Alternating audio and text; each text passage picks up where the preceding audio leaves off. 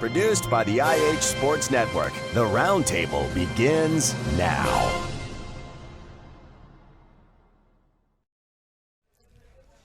Good Tuesday evening, everybody. Welcome to the Roundtable on the IH Sports Network alongside of Kevin Akers and Rick Keaton. I'm Ben Garrett. Thank you for joining us tonight. We are live from El Rey, and we'll be here until 8 o'clock. If you'd like to stop by and join us in person, we certainly invite you to do so. We've got a few folks who've turned out tonight. We appreciate them being here. We'll say this, guys, El Rey is closing a little bit early tonight, 8 o'clock. They've got, if you've been inside lately, they're doing some renovations in here. So they're closing early tonight to continue that work. So they'll be closing at 8 right as we're wrapping up. So if you're going to come out to El Rey tonight, you'll want to get out here early, give yourself a little extra time. Guys, hard as it is to believe, we have reached the end of football season. Oneida's lost to Hampton in the first round of the Class 2A playoffs on Friday night. Ends it for us locally. And so with that, this will be our final edition of the Roundtable for football. We're going to take a couple of weeks off and regroup and get ready for basketball, and then we'll be back. I think the next edition of this show will be the week after Thanksgiving. We'll put that out in advance for sure. But tonight we're going to jump right into it, and tonight our first guest is Coach Chris Harris from Scott High School. And, Rick, I'll turn it over to you right away. But first, Coach Harris, thank you for being here. I know it's a long drive for you to come over and be with us, but we appreciate you joining us tonight. Glad to be here with you guys. Coach Harris, a lot of things. It was sort of a whirlwind type thing. You get hired at Scott High in April, and you got to think almost immediately about spring practice and how to get that done. You're still commuting from Clay County, and I mean, that didn't deter you at all. You kept a very positive attitude about the whole process, and you had to line up to get your assistant coaches, and it's I can't imagine that you would say it's been an easy year because so much was on your plate that it boggles my mind. Well, it was a little easy because I got a great support system at home. My wife is here. Got great kids to coach. The parents were very supportive. Administrative has been supportive. So it wasn't as – the wins and losses didn't go like we wanted, but it wasn't as hard as you think. You've told me many times through the season that this has been an enjoyable group of young men on the Highlander football team. And can you take just a few moments to expand on that? Absolutely. They got excited to run. When we conditioned every day before practice. Right. They were excited to condition. They didn't get in trouble.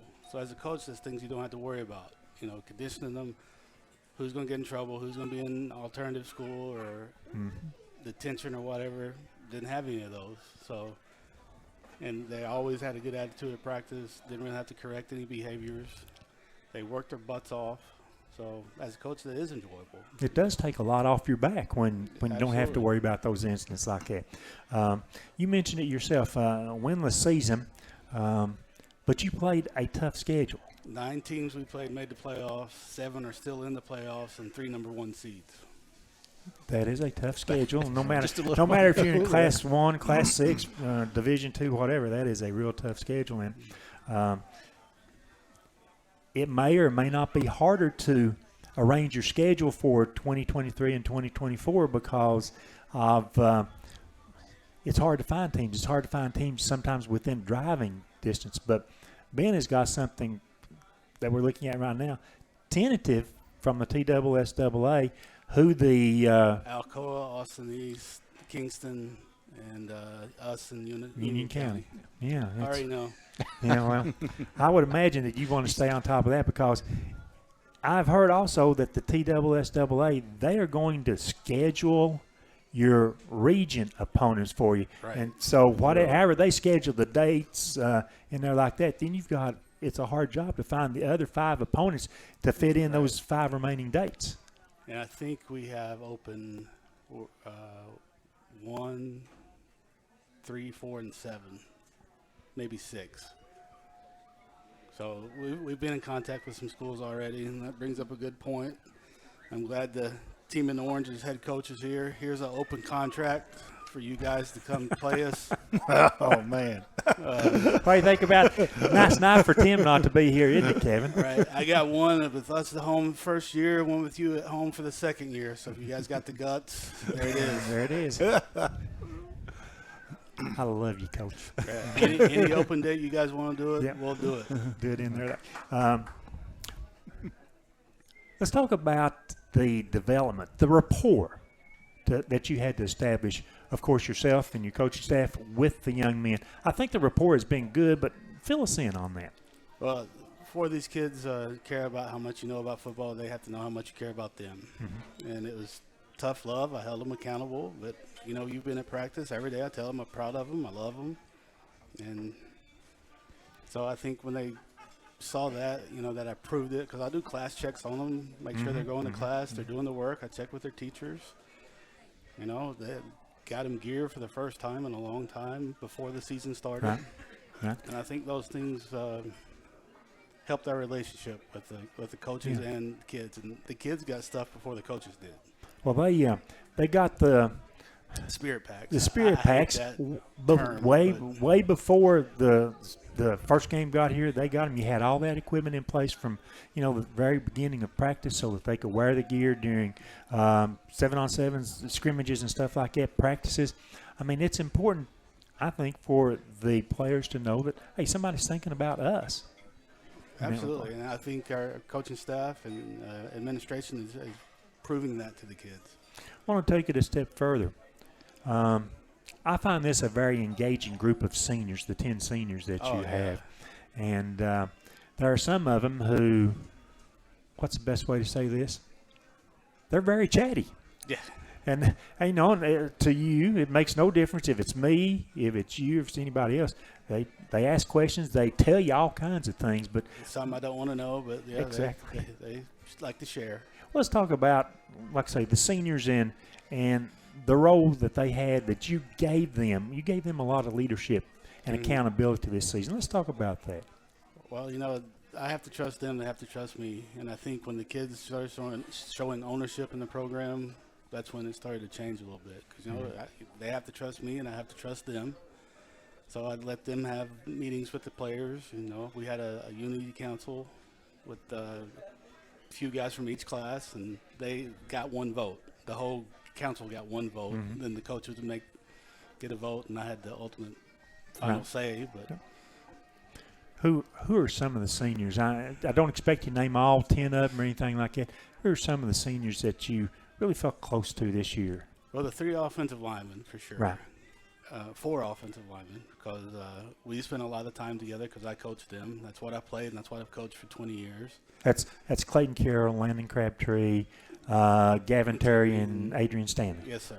We came close, and all the players really. Brady, all 10 of them. It was just a good group of 10 kids. I wish they weren't seniors because they led by example. They led with their voice, and I'm going to miss them.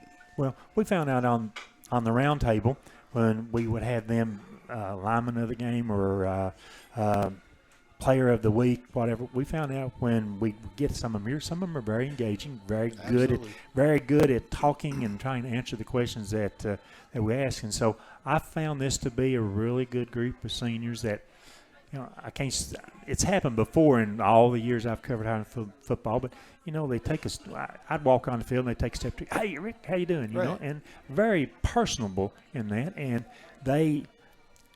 this would be a tough bunch for somebody like me, and of course, my brother, to step away from because of the outgoing, extroverted nature that many of them had. Right. I mean, each one of them to a man have told me that football was fun again this year. And right. A lot of them was due to them. I don't think I had a lot to do with it. I just held them accountable, worked them hard, and they bought in.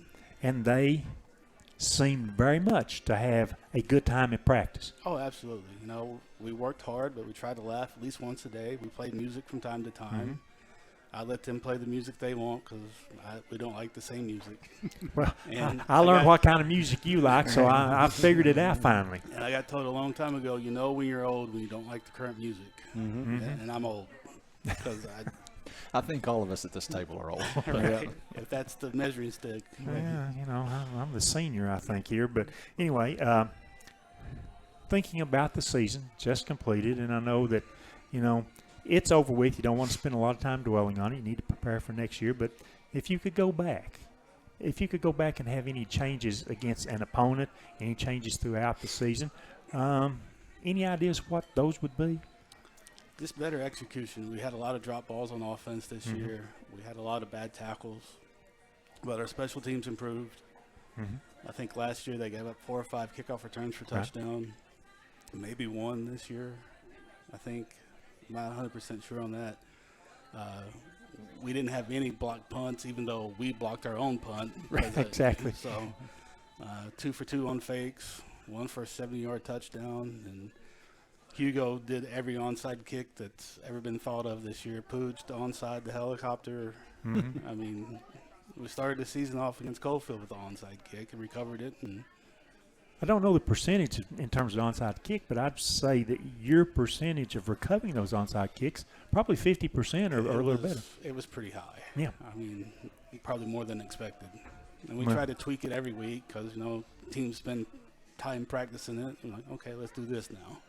I told the guys, I said, what I would like to have seen in the last game at Anderson County, of course, they dictate a lot of what goes on in the game, but they had to prepare for, as they like to say, how many trick plays does this coach have? And they didn't see but maybe 10 of your 100 that you must have. There was 4 we didn't get to, and we'll save those for a rainy day. There you go. And I was just happy that the last game that all the seniors that were healthy got to finish the game on the field together. And we really wanted to do that as a coaching staff. And I asked the seniors individually, do you want to finish the game on the field or let's pull you out and get recognized? And they decided together. Together. So we had guys playing out of position, but they were together. Injuries. You had some injuries, I think, that affected the balance of the team, the X's and O's, and what you could accomplish, especially offensively, in the running backs especially. You had those, but then other nagging injuries that might keep a player out a game or 2 or something like that. But we wish these young men the very best because you get one of those, Michael Bond, who had the broken leg, you get him back next year as a sophomore. And a guy that my heart goes out to was Will Young, which missed most of last season with a knee injury and then missed almost the entirety of this season with a knee injury. And how hard is that to – I know you build a rapport with both these young men, but how hard is that to see that in Will's case that his career ended well short of the goals that he had established for himself? Well, it was hard because it happened week 1, and if you've met Will, you know how much he loves football and how much football means to him. And just to see him not being able to play, it was a tough blow. And when we get hurt, we get hurt. Right. There's no bumps, bruises, and boo-boos. It was ACLs, broken ribs, broken foot, Jones fractures. Yeah. So it was all or nothing. I mean, it's and nobody got hurt in practice. That is the amazing part there, and I'm not there every evening, but, still no cramps. This is a remarkable Scott High team for the last several years.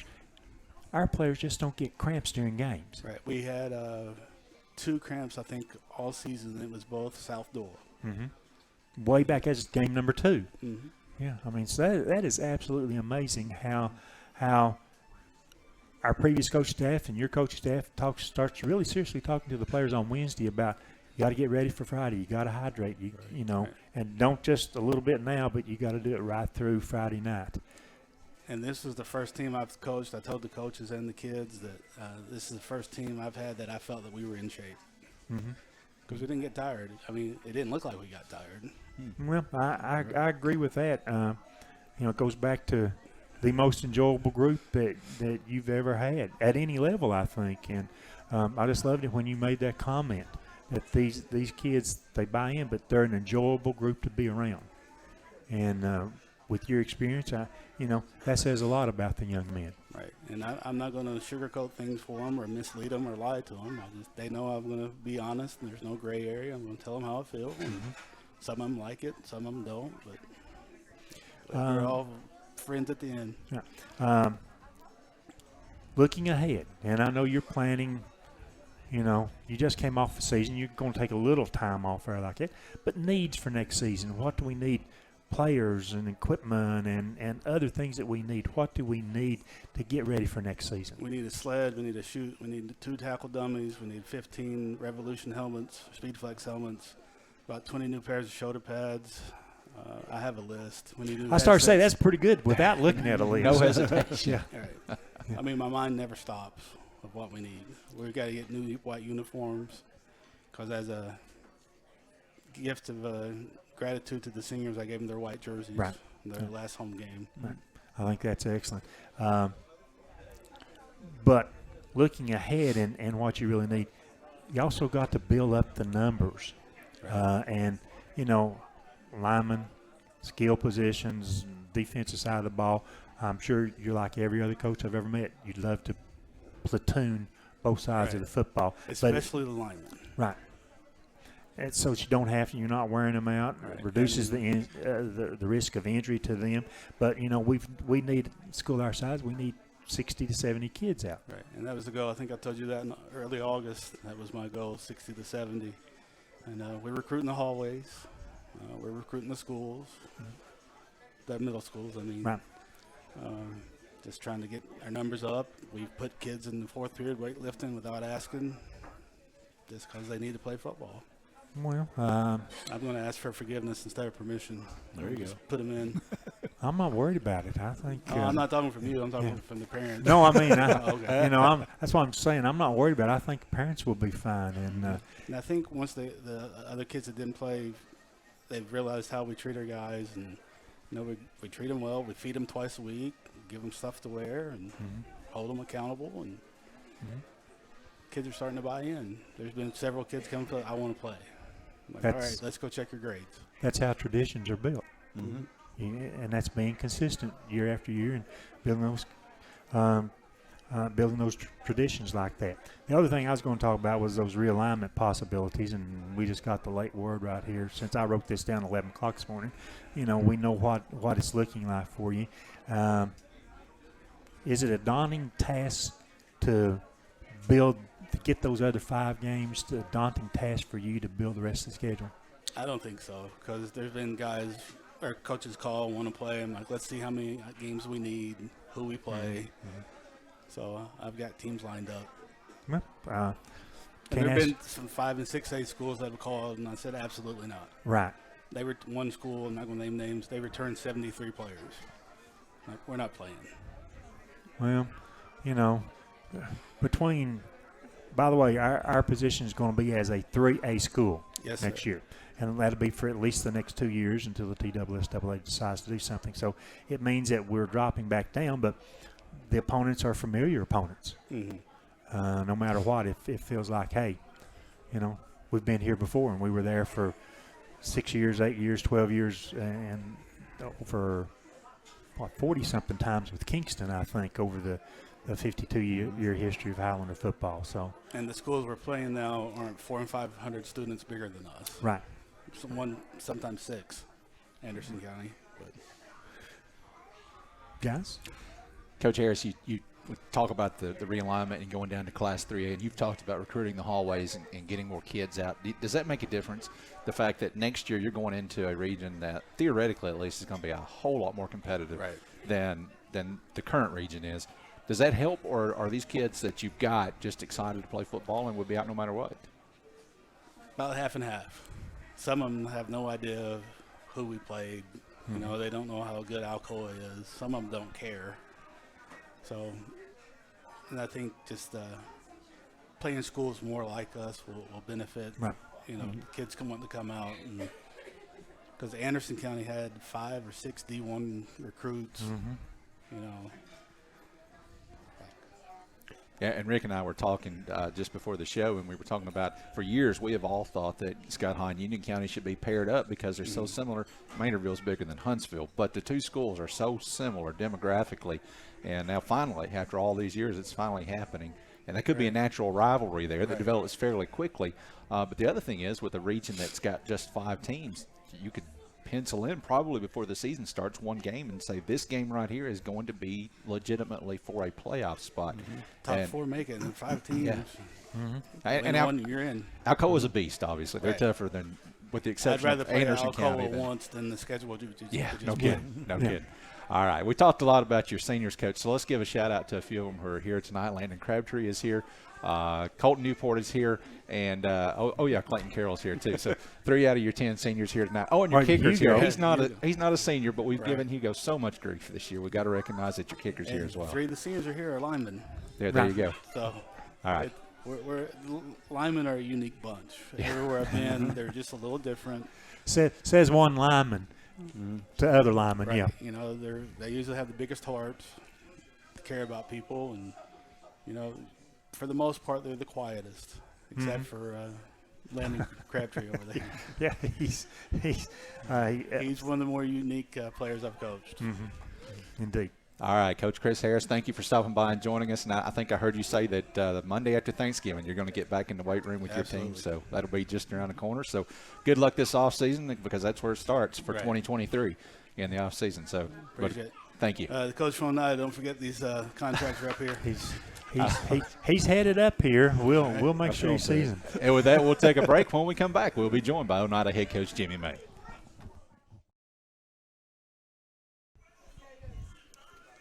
Welcome back to the Roundtable on the IH Sports Network, live from El Rey, alongside of Kevin Akers and Rick Keaton. I'm Ben Garrett. Thank you all for being with us. And also with us now is Oneida head coach Jimmy May. Coach May, your team coming off of a tough game at Hampton, but the takeaway is back in the playoffs again.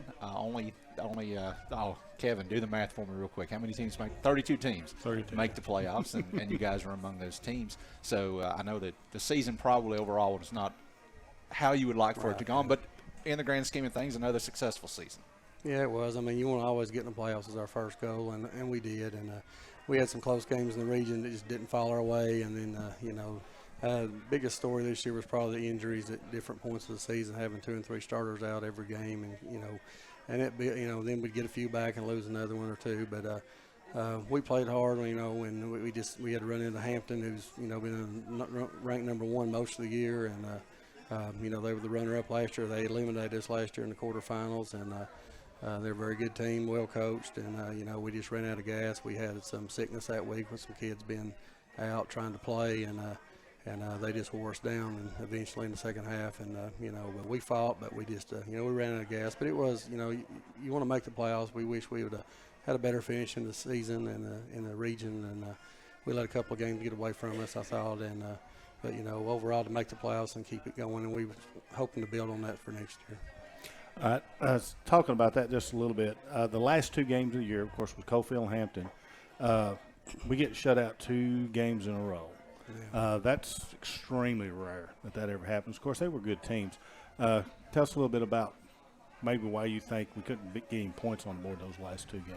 Well, we actually scored twice on Cofield, but had both of them called back, if you remember. Then we had a field goal block, missed a field goal, but we moved the ball. We just couldn't finish drives at some, against Cofield, and we got too far behind. Their playmakers got out in space, and we couldn't tackle them that night. The Hampton game, we had trouble pass protecting, to be honest with you. We couldn't protect Caden enough to throw the ball. We had some open receivers, and we missed some shots down the field, and we couldn't sustain drives. They were just blitzing us a lot. We ended up, one of our left tackle got hurt in the middle of the first quarter, and we had to move some guys around. Another one wasn't even at the game due to sickness, and we ended up having to, move them around, and that messes with your continuity up there. And they're very good. We just they weren't going to let us run the ball. We struggled at that this year, to be honest with you, running the ball, but we were able to throw a little bit, and we just couldn't hit enough big plays and keep drives going. Now, you mentioned injuries. I know a lot of people may not have got an update or anything. Can you update us a little bit on Kobe Tyra? Yeah, he got to come home Friday night, which was early Saturday morning time we got back. We waited at the field house. He got back. He got hit and got strained and twisted his back up. And made his right leg numb is what they were waiting on the field to make sure he was all right, and taking their time with him and got him to the hospital. And, they did all the tests. Of course, his ankle got bent up under him when I went back and watched the film, is what happened to him a lot. But he's sore. He's going to be sore, but he's back at school. He's, walking around gingerly, but he's back. I was just glad he got released from the hospital that night, and they checked him out to make sure everything was good, and we've got him back home now, so we're glad for that. Now, next year, we're going to be still 2A, right? Yes. Yes. But a different region altogether. Tell us a little bit about some of the teams we're going to be picking up in the region, first off. Well, we're going to lose Rockwood and Monterey and York. I mean, so us and Wartburg's going to be only two left. We're going to end up with Tellico Plains and Polk County and Bledsoe County. I don't think we've ever played Polk County besides in girls soccer, in the regional finals. But that's a long ways to go. And then Bledsoe's on the other side of the line, because I really thought that may have put Eagleton with us since the new school at Maryville. But they didn't, and they put 6 teams in the other one up in Upper East Tennessee with Hampton and Seton Cumberland Gap and Eagleton that way. But so that looks like that's our 5-team region. That's the initial one, and it'll be finalized when the Board of Control meets Thursday, I think. So that's where we are at the moment. Is there any teams that you're looking at trying to keep on the schedule that we've got right now? Yeah, I've talked to 2 or 3. Well, I actually talked to most of them that we played to see if they would be interested. Of course, you just don't know. When they set your region schedule, you don't know when they're going to set it. I mean, they may make you play week 11 and week 10 and week 9 all region games. I mean, they're trying to fit it in with the officials is what they're trying to do. Okay. They did ask us to submit one open date, that we would like to keep open and possibly schedule some on our own. And I think they were trying to honor that, because a lot of teams, they asked for that last week. And but you just don't know when the region's going to be, when the games are going to be set. And, I've talked to some teams, and they're trying to figure out when they're going to play. If they get in other regions and they've got more teams, they're going to be limited on their opportunities to schedule a game. And so we were all just kind of waiting and seeing what's going on. I mean, I've actually probably got a tentative game already with one person. We just got to work it out. We're just kind of waiting to see where everything fell. Well, tell us who that is. No. Okay. I think you would. No, 'cause I want somebody else to schedule. Yeah, there you go. Your staff. What's your plans on your staff next year? I know you had quite a few volunteers this year. Who does it look like maybe not coming back next year, and who's going to stay with you? On the coaching staff? Yes. Well, they haven't told me any of them aren't going to come back yet. So, Okay. I did tell them if you whatever you decide to do, if you don't want to come back, at least let me know ahead of time so I can, try to make it. I was actually down 2 coaches this year. I lost 3 last year and was only able to hire 1. I only could hire 1. That's only not that I could, but I just couldn't find anybody else. It's just hard to find coaches, and it fit in there, especially if they're a volunteer, to fit in their time schedule. And so we're looking to add some more and to help us. But yeah, it makes a little shorthanded at times, but we adjusted and overcame it, and so it's just something right now I'm trying to work on. What particular skill position coaches are you looking for? Well, I would, we'd like to get an offensive defensive line coach for sure. Mm-hmm. That's where we were short this year, and I had to ask Coach Martin, and I put a lot on him being defensive coordinator and coach offensive line too. But I'd like to do that to see if I could to find somebody there, and also maybe that same person can be somebody who helps in the weight room too. Kind of like what we had before. And other than that, I can just move people around the way I need to make them fit what's best for our team, and see who we can get, see who the best coaches we can get, and I can just adjust there. All right, taking a look at your team next year coming in, you got a group of juniors that's going to be seniors next year. Who do you see maybe right now that could step up and be a team leader next year out of this crew? Well, we lost a number of seniors this year. Mm-hmm. But, you got to start with the ones that's played the most coming back that are juniors are going to be seniors. It'll be Caden Rector at quarterback, and he'll be his 3rd year starting. And T.J. Meredith, running back. He split time with Ryland Duncan 2 years ago. This past season, he was injured for half the year. He didn't get to come start playing again until the Northview games. I think the first game he played. They've had the most experience of anybody on the team of gotten to play, along with Landon Lindbergh, who started in the defensive back for 3 years. So those 3 have played a tremendous amount of football, from when they were very young. I mean, all 3 of them had to play as freshmen, until Caden got hurt his freshman year, and the other 2 started at different points in that season. And so that's the most experienced ones we have off the top of my head, without looking at a roster. But we're not going to have as many seniors, but we've got to fill in around them with the upcoming juniors, and those freshmen we have this year are going to be sophomores are going to have to step up and play, because some of them had to play this year, and they're going to have to make a big step next year. Now, me personally, I enjoy watching a good kicker. We got one in the house. What are you're pointing at Hugo. Yeah, okay. You said good kickers. Okay. Sorry, Hugo. I didn't mean it. It was a joke. It's him, Sorry. not me. But we Hugo's lost a good an kicker. excellent kicker, senior this year, and Luke Yes. Barna. Got your eyes on another one, maybe? Well, always looking, and Luke decided he wanted to play, which we're thankful. Of course, I played with Jimmy for a year, and Jimmy was wanting to play, and I came back from a meeting yesterday and got to the field house, and he was out on the field kicking with Jimmy. And he's excited and wants to go somewhere and play, and his dad was texting me if I had any contacts with some people. He's taken some visits. He's been to Carson Newman and Lenore Ryan. I think he's getting ready to go to Toledo in a week or two. I can't remember when. And just trying to make some contacts with some people. It's his first year ever playing and kicking, and we've been working on it probably less than a year, to be honest with you. And he was an asset for us. And he can kick it in the end zone. That's big for us. You don't have to cover it. But just adding him to the team was great. We were going to have to try to find one every year. It seems like hopefully somebody. Yeah. Of course, the middle school had a good kicker. Miles Laxton, he's going to come up, so he'll be get ready to play. And then there's always one or two on your team that you overlook sometimes that you never asked, and they can step up and kick. But you can't have enough kickers. I found that out. I was down to my third punter in that playoff game. Yeah. So Luke had to go in and punt, and you just never know when. So you never can have enough kickers. That's true.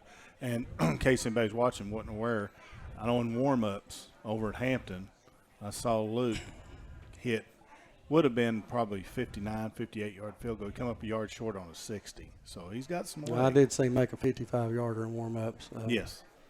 He was out there warming up by himself with his tee, but he's got that range. That's why I tried that one at Monterey, that 50-yard. He just didn't hit it good. If he'd hit it good, he'd have made it because he made them in practice. Yeah.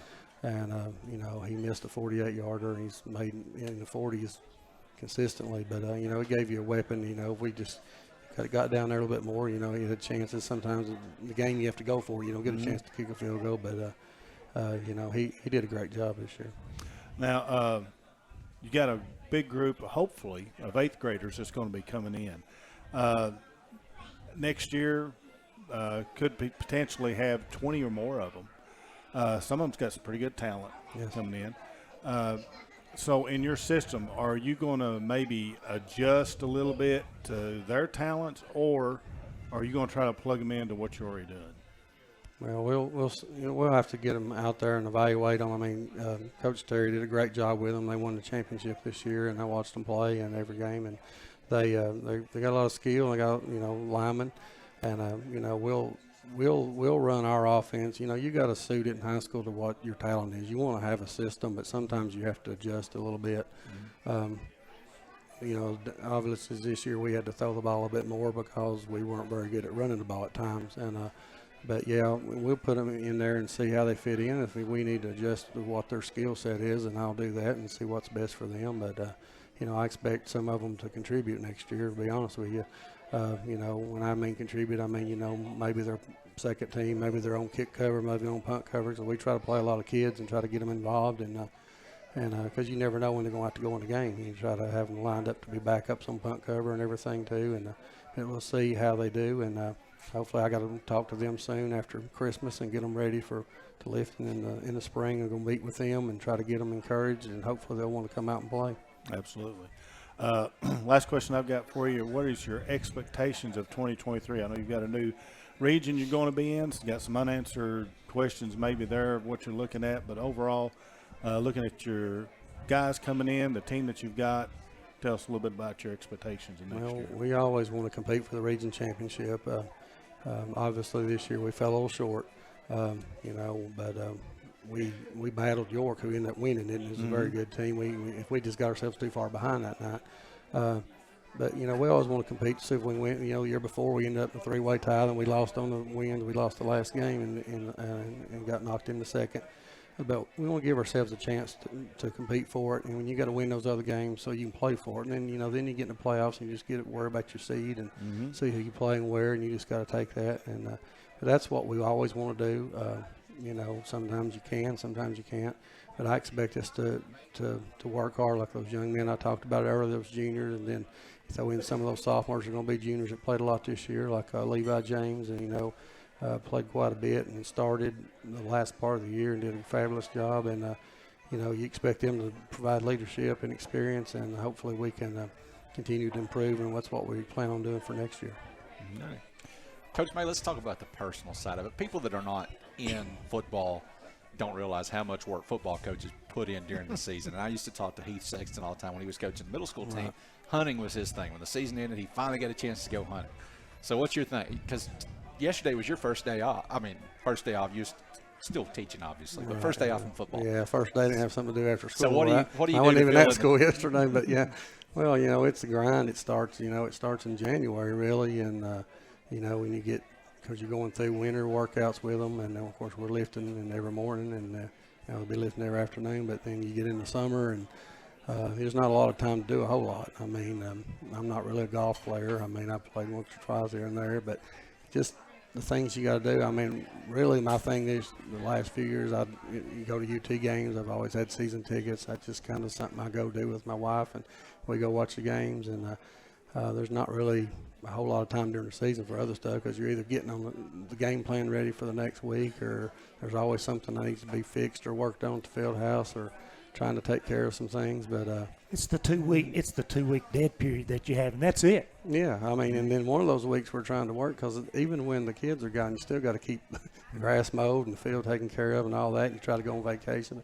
When I can, get her a chance to go see my oldest daughter lives in Virginia Beach with her husband, and her daughter, my granddaughter, so we get to go see her when we can. And of course, she got to come to the game the other night. But that's about the things we get to do, is just family, and try to.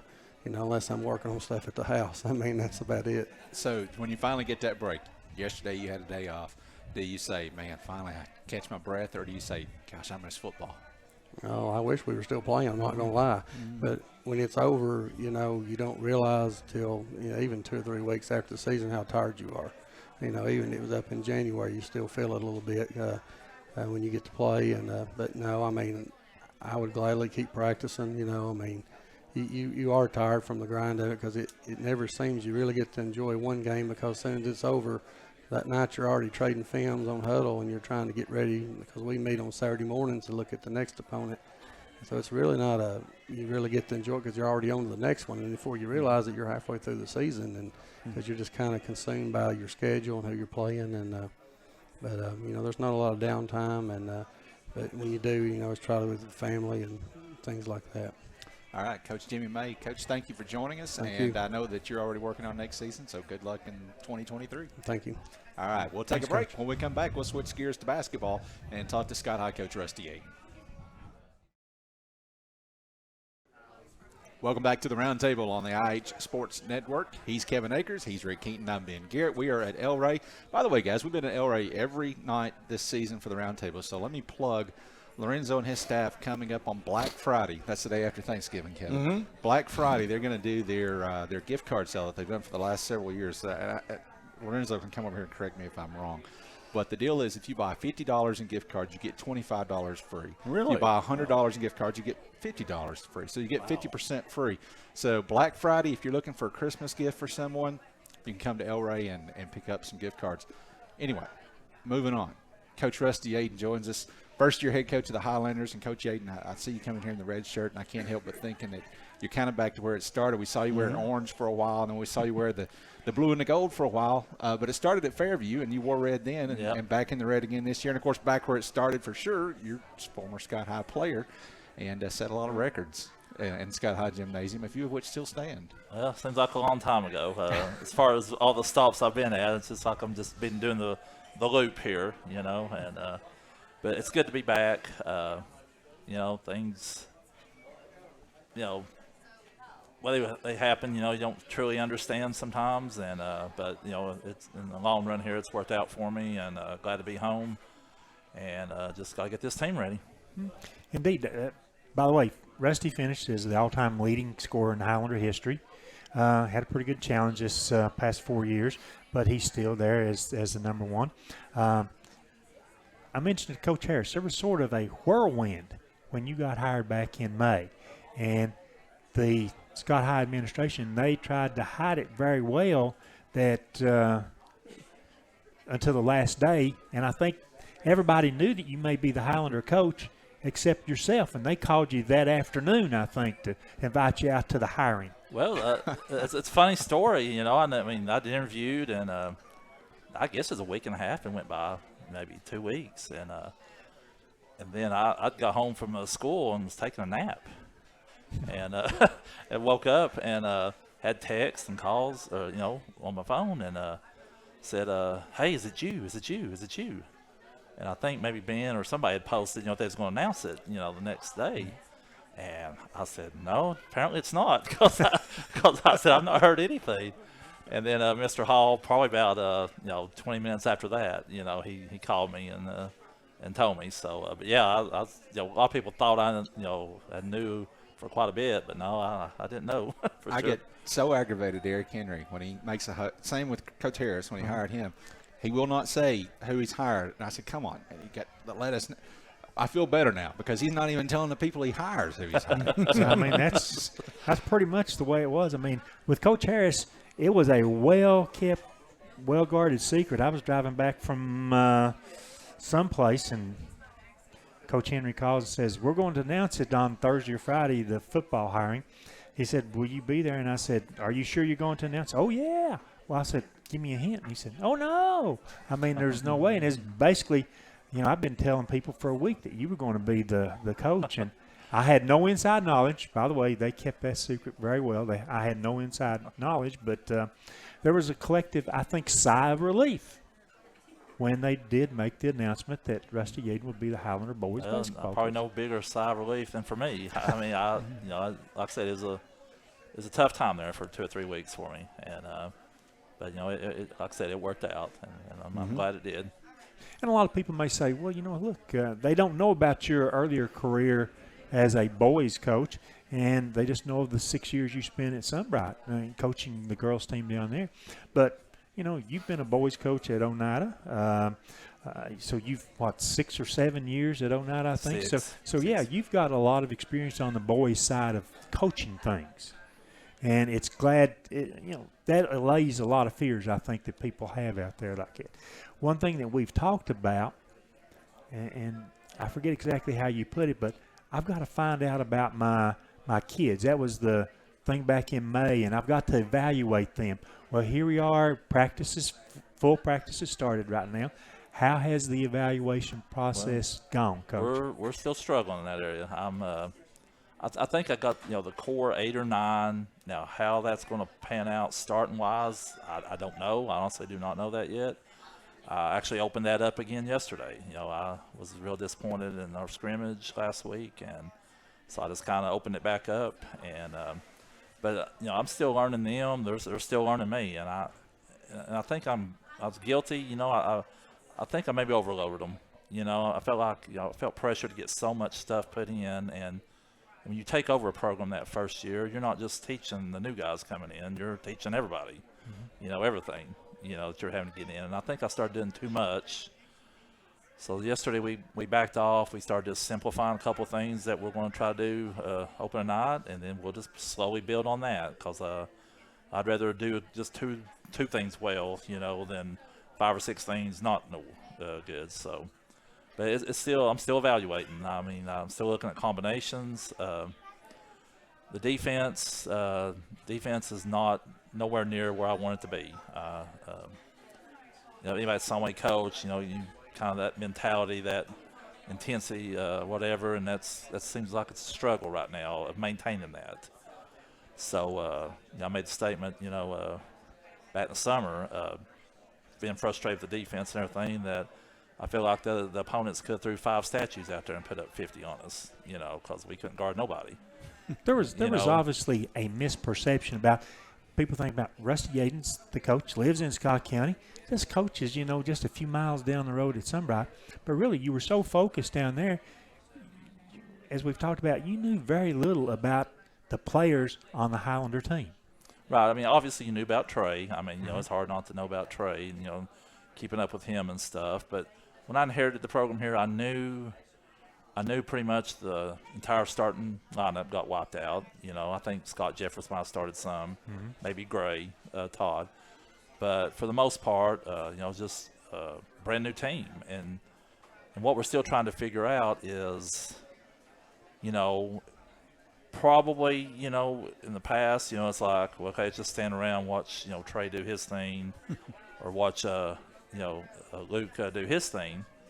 And then now I'm trying to incorporate just a lot of motion stuff where, you know, everybody's touching it, every possession, and whoever the open guy is, you know, that's going to be the shot. And so they're having to take on a whole lot of new roles that they're not used to right now. And I think that's contributing to the struggle. And, but, you know, basketball's a long season, so, you know, we'll get there hopefully. You and Coach Jake Wright with the girls team, you've had to look about filling out a schedule for this year. My perception is that's been sort of hard to do because there were some schools, hey, we don't want to go back and play some of these 4A and 5A schools that we played in the past, but still finding competitive teams that matches more of our 3A size. Right. Well, But the schedule is finally completed now. Yeah, I mean, it's pretty much all done. You know, when I got there, you know, we changed a couple things, like the Twin K Classic. You know, we had, I think Coach Jeffers had Bearden and Oak Ridge coming in, and, you know, I mean, just to be stated fact, you know, that wouldn't have been good for anybody. You know, I don't think that would have helped us that early in the year. It wouldn't have helped them schools playing us, you know, because we just wouldn't be ready for that. So we made some changes there. But outside of that, you know, it's pretty much we had to switch the Cofield Hall of Fame game, boys, because when I saw that on the schedule, I thought there's no way we're going to play that game because Cofield's got so many kids that play football, you know, and they always go at least third round, you know, usually further. So sure enough, they only had like 4 boys that don't play football. So we, you know, had to call around. I called, and we found where we could play 2 games down at Sale Creek, which that's a long haul, but, you know, we're playing ball. So, but outside of that, you know, it was pretty much was set. The schedule was. Let's talk about. I know it's a little bit different from girls moving on to boys, but the offense and defensive philosophy that you're trying to instill. Well, anybody that knows me, I adapt to whatever I've got. You know, I mean, there's certain styles I like. You know, if I had my preference, I'd play the way we did it with Sunbright girls last, you know, 6 years. Just chaotic, up in your face, one into the other, you know. Mm-hmm. And boys game, you can't go all out gambling like that. You go out all gambling in the boys game like that, a lot of times it's going to end up in a dunk, you know. Whereas girls basketball, you know, you can always say you can gamble more in the girls game because it's harder. It's not as easy to make that diagonal pass from the half line to the opposite corner. In the girls' game, it's more difficult. So, but you know, I think with us, we're going to be changing up defense style this year. I think we may rotate back and forth 3 or 4 times a quarter. Because I don't think we're good enough just to play one style on defense. I think we're just going to have to mix it up and keep teams guessing a little bit. Offensively, it's going to be a mixture of offense too. You know. I think we'll push it at times, but then, you know, times we're just going to have to set it up. And it's like I've told the boys the last 2 days, there's not a shot clock in high school basketball. You know, if it takes us 45 seconds to run clock and, you know, to get a good shot, then that's what we're going to do. And so you're going to see a lot of mixture. I mean, you know, preferably my style is get up and down, you know, 94 feet, start to finish, but that's just not feasible this year. Staying on the offensive side, looking at positions 1 through 5, point guard right on around, is there any area that you see now that you think you have a strong set of people to play, whether it be the wings, whether it be play inside, or is that still going to be in progress? It is. I mean, I don't want to sit here and y'all think I'm, you know, trying to avoid stuff. It's definitely a work in progress. I mean, there's no other way to say it. I think there's about 8 guys that could start. And that might depend one game to the next. And I wish I could say that was 8 just, you know, above average guys, you know, that were just great. But it's just 8 guys that are all about the same. I mean, to be honest with you, they have their good days, they have their bad days, and that's good in a sense because, you know, the top offense we're trying to do, you know, everybody's going to get an opportunity to score, you know, the open guy. But I don't know when you get down to crunch time and you need that bucket or you need to get to the foul line, I do not know who that is right now. I was going to ask that question. Do you know who that potential scorer will be? Okay. I do not. I wish I did, because, when you get to crunch time, you need a guy, you like to have a guy Right. that can go get that bucket or like I said, get to the foul line. Exactly. And so hopefully somebody will stand out. I think anybody that knows you has no doubt that you don't hold anything back or speak your mind. Especially on the basketball court, pacing up and down the sideline. People laugh about that, but I usually just state it like it is. If I don't like something, I'll tell you I don't like it. I mean, the color of the face many times is the same color as your shirt that you have on there. I mean, there's been a couple of times I've been sitting there watching the game thinking, Rusty's stroking right now. I mean, it's just a second away from happening. I mean, that's just the passion that you bring to. Absolutely. Right, and it is. I even joke about it myself. How I am sometimes, but it is a passion. I mean, when you step out there on the court, or anything in life, I want to win. I want my team to win. And whether it's girls coaching girls or coaching boys now, I want them to succeed. I want them to be the best they can, and so that's why I push, I demand, and sometimes that's misconstrued. I think being like that, but I can't. I don't deal well with passiveness. I need my players to. I'd rather them make a mistake going all out than to let's just be passive and let the other team do what they want to do. And no, you're the type of coach you want to dictate tempo, I like to try pace, to do that. I want to try to make the team, play, whether it's playing all out fast speed or maybe now, slowing down. I want to try to make the other team adapt to what we do. Have you got your assistant coaches? Coach Boshier stayed with me. Okay. And then my daughter Stevie, she's with me 6 years at Sunbright. She's played for me, and bless her heart, she. I don't know how to put it. She has to put up with me. I started to say she's maybe the calming influence. She tries to be, and then I ask her to be. And then she'll say, "Dad, you don't listen to me when I do try to calm you." And but she knows my stuff as well as anybody. I mean, she's a big help to me at Sunbright, and she's already I put her to work today. She was installing some stuff, so. With her and Coach Boshiers, I think I think I've got a good staff, and I like who I've got in place there. So, you ready to travel to Sale Creek? I am. I really am. I've it's like 9 days. I think 9 days from now, and we've got a lot of work to do between now and 9 days.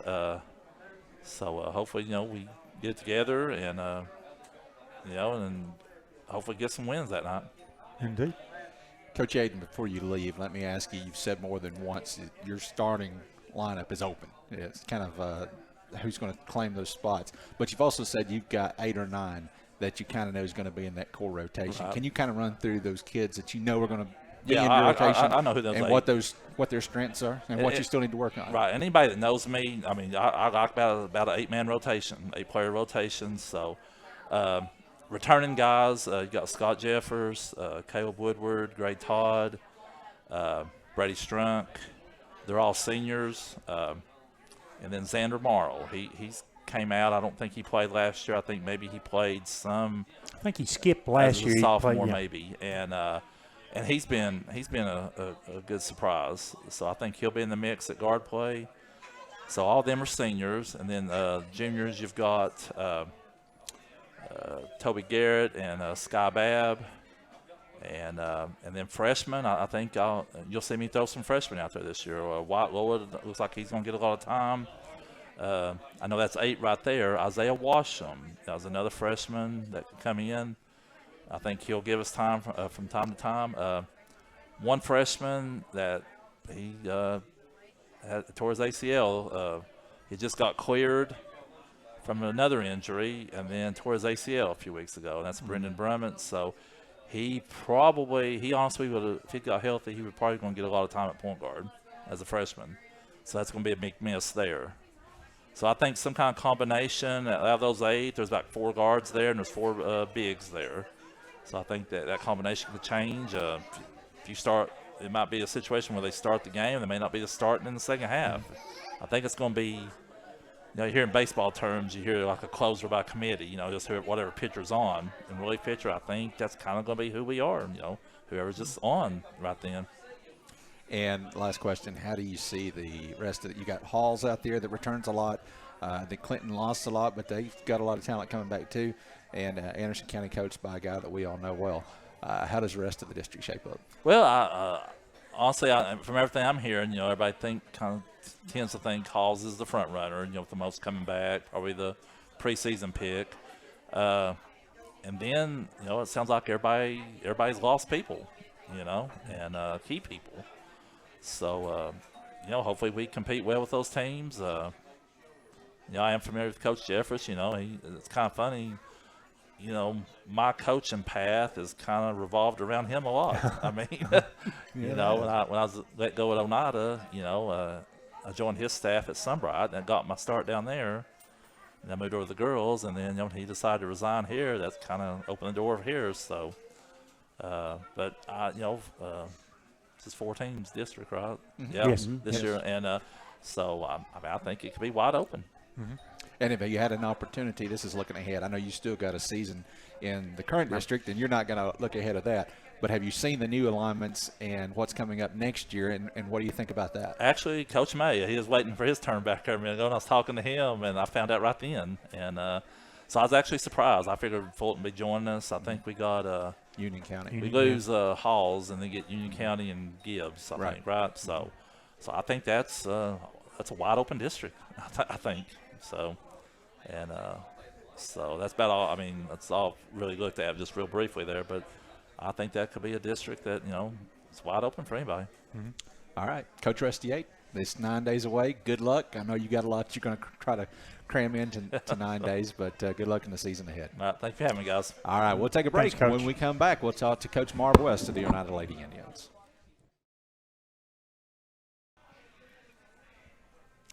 Welcome back to the Roundtable on the IH Sports Network, live from El Rey. We're going to get started with hour number 2 by having Marv West join us, head coach of the Oneida Lady Indians. And Coach West, it's been a good run for your team the last few years. And I'm going to, before I turn this over to Kevin, I got to say this. I told someone the other day, I said, here's the challenge for Marv West. You got some coaches that come in this time of year and they're saying, gosh, who am I going to plug in? You know, so we can be competitive. You've kind of got a built team coming back. You didn't lose a whole lot as far as seniors go, and then you got this superb freshman class coming in. Well, thanks for the pressure there. Is it safe to say right off the bat? Well, is it safe to say that it's a good problem to have? It is. But trimming down the rotation, is that going to be an issue for you? Well, you know, I'll play. If we've got 12 that can play, I'll find a way to play 12. But with that being said, right now we're not ready for that, and I'm installing some new things offensively to try to get us to be a little more aggressive, use our athleticism or speed, and we're working out the kinks. We play Saturday over at Heritage, get to play Tellico Plains and Halls, so that'll be good for us to see where we're at right now. Of course, we've got some kids coming back from injuries and everything else, so playing time is up in the air. You know, we've got a few fixed pieces of kids that have played for several years for me that, you know, that know what I want. But getting those other minutes in it's going to be a little bit of a challenge. Yeah, I roundabout got that. Gotcha. Well, that's kind of in a way the first question I've got for you is last year, going into the season, you weren't really expected to be one of the top teams in the district and the region. Y'all made it to the final 16 in the state. Mm-hmm. This year, it's just the opposite. You are expected to be a major factor in the district and in the region. So how do you approach that from the different mindset of like last year going into this year being a front runner? Well, our expectations, and it started way before me, it's always been the same. Compete for the district championship, regular season, compete for the tournament championship, compete for the region. It's a step-by-step thing until you get to that state tournament. We don't want to lower those expectations.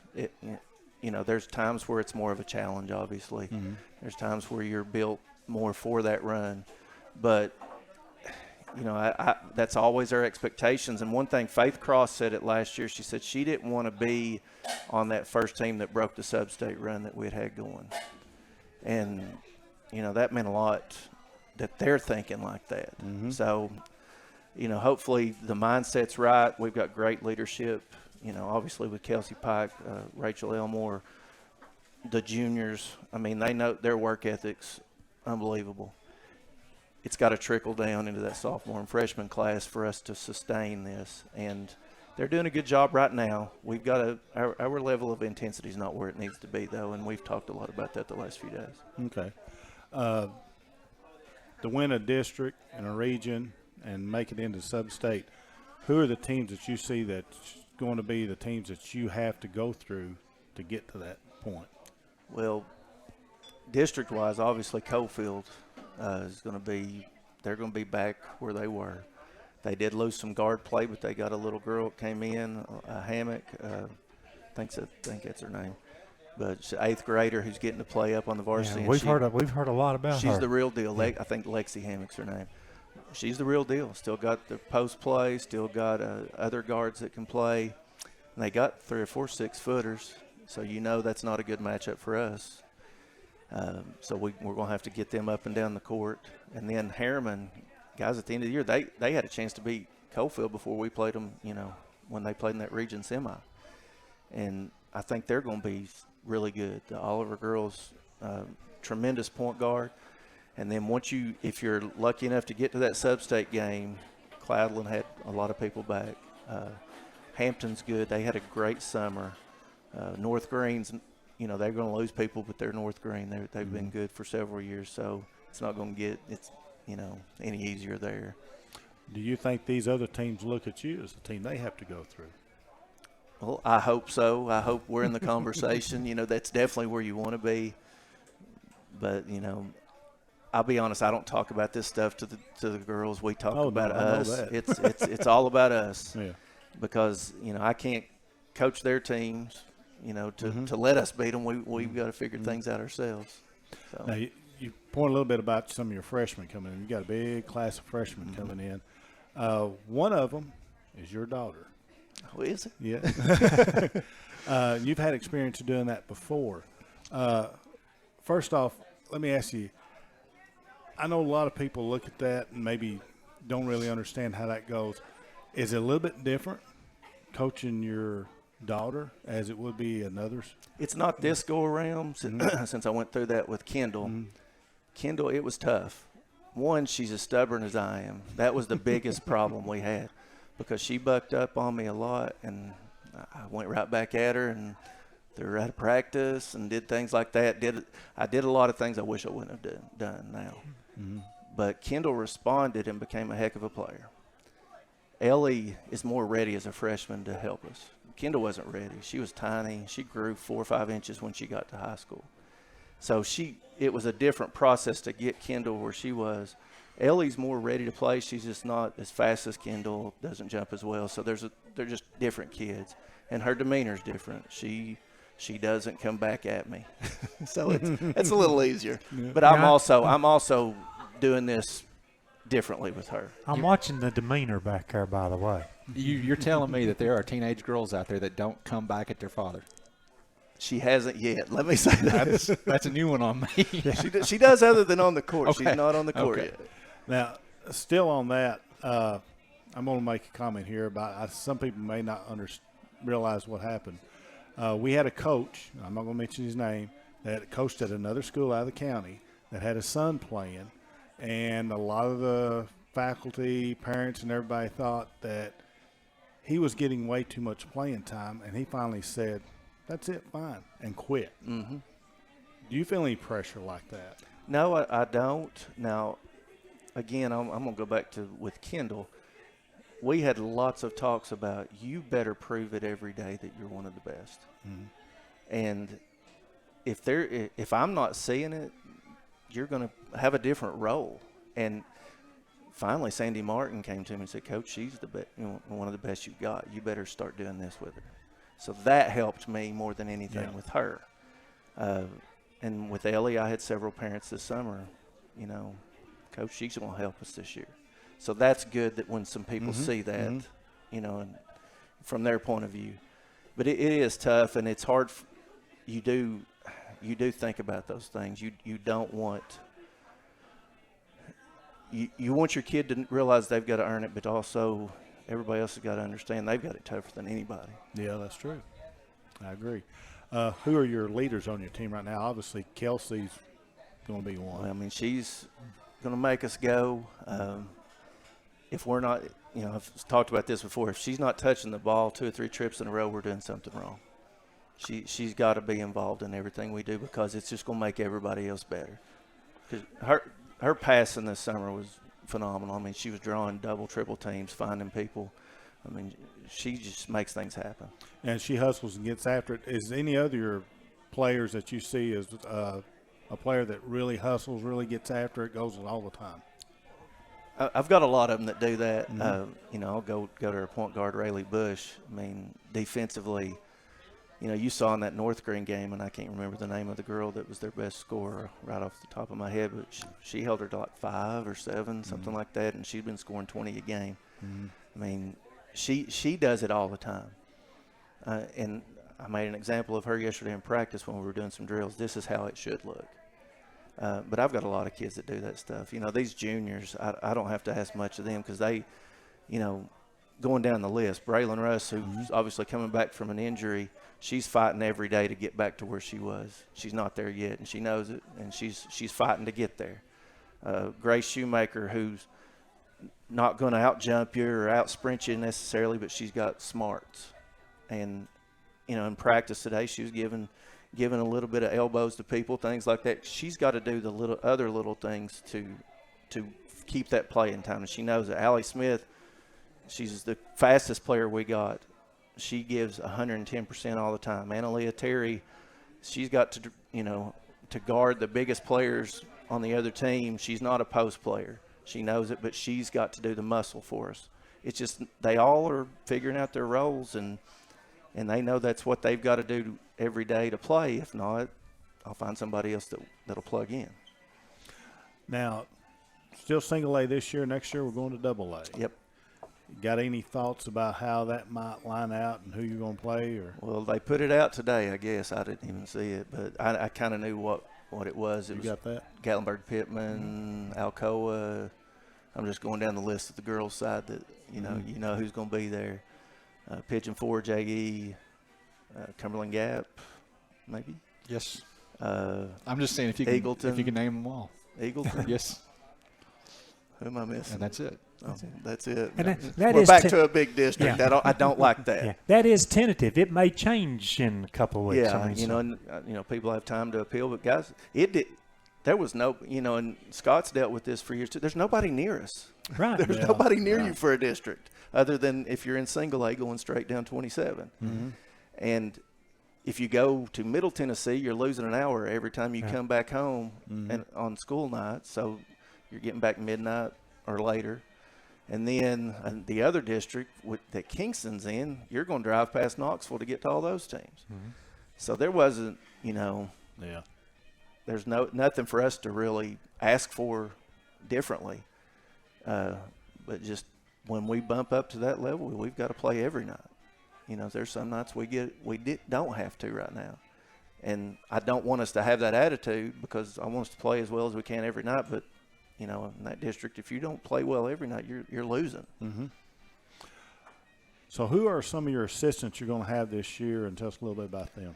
Well, right now it's Devlin Markham. He's wearing about 10 hats. The clock sloth. Yeah, exactly. Heaven, she was taking classes, master's classes, and she's got middle school. She's not going to be able to help us like she could, and I hated that. And then Sandy Martin's helping with the middle school. She's going to be around some because she still comes around when she can, but it's just it's hard to find people. And there's a lot of good people that are doing things around the county and helping with ball and stuff, but it's just hard to find people that have the time to do it. Let me say that. Yeah, and it takes up a lot of your time. It's a lot of time. I know that's a thing that you kind of got into a few years ago. I think a lot of people didn't realize, and that's why they built the lower gym.